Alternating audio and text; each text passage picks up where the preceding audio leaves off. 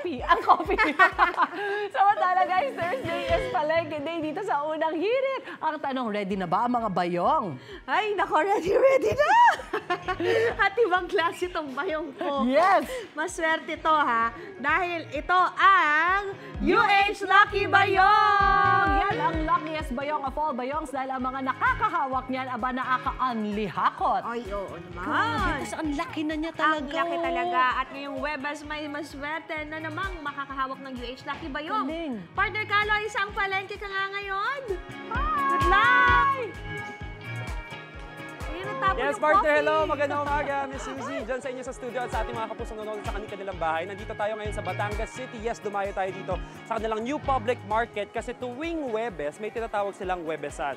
Ito nga, nandito tayo sa kanilang extension ng kanilang Ito, Tianggian, according kay Kuya, no, yung Webesan o yung market day nila, kung saan nga yung mga kapuso nating mga nataga dito sa Batangas City ay nag-extend dito hanggang sa mga gulay, prutas at saka may mga iba pang dry goods. Tuwing Webes po yan at ito pa ang nadadagdag niyan. Bagsak presyo din yung mga tinitinda ng mga ating mga taga-palengke dito sa Batangas City New Public Market. Kaya naman dito natin dinala ang UH Lucky Bayong kung saan magpapahako tayo sa ating mga lucky players ng kanilang lahat ng gusto dito sa palengke at sasagutin na yan ng unang hirit. At kaya naman, hahanapin natin ngayon ang ating first lucky player. Akyat tayo dito. Siyempre, ito yung mismong main Batangas City New Public Market. Nag-comment lang sa ating Facebook page, magkakaroon na ng chance na gumamit ng ating Lucky Bayong dito sa ating segment. Ayan, kaya naman kilalanin na natin siya. Yan siya si Ate Janet from Batangas City. Hello po! Si Ate Janet kasi Magandang umaga po. Ayan, magandang umaga. Magandang umaga po. Ate Sa lahat ng Janet. nanonood. Ate Janet, isa ka sa mga nag-comment sa ating Facebook Yes po, page, no, opo. na talagang ang nilagay niya sana daw siya mapili dahil gusto niyang mapuno ang kanyang refrigerator. Yes po.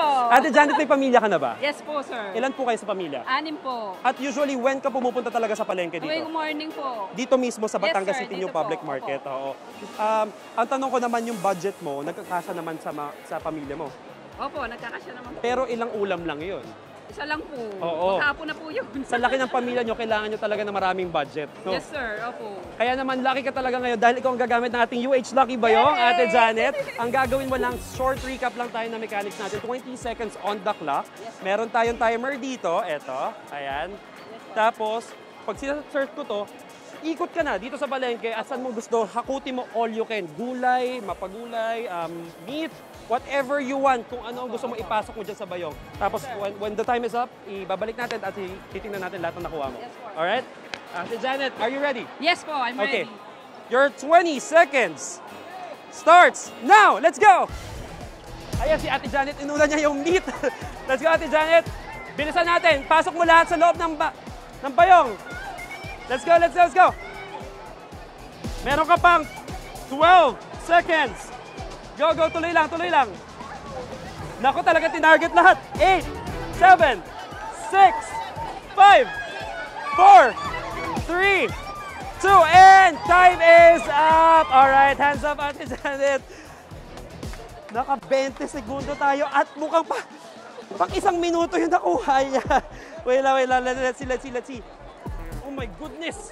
Ate Janet, paano ko bubuhatin ito ngayon? Shucks! Okay, so samot-saring meat ang nakikita natin ngayon. May I have the microphone, please? Okay, Ate Janet, this is for you. Ano tong mga nakuha natin ngayon? May baboy po yata. Ito mga parte ito ng baboy, no? Baboy at saka baka po. Oh gosh, ano to? Parang binti ito. Wow, well, mga kapuso, I'll try na ilabas lahat ng laman na nakuha natong bayong ni Ate Janet, pero pasilip natin, no? Yung ilan sa mga nakuha niya talagang dito siya bumabad sa meat at ang dami niya nakuhang parte ng baboy. Etong nguso ata, ito Ate Janet, ano masasabi mo? So, maraming salamat po sa unang hirit. Mga pang ilang linggo na to, tatagal.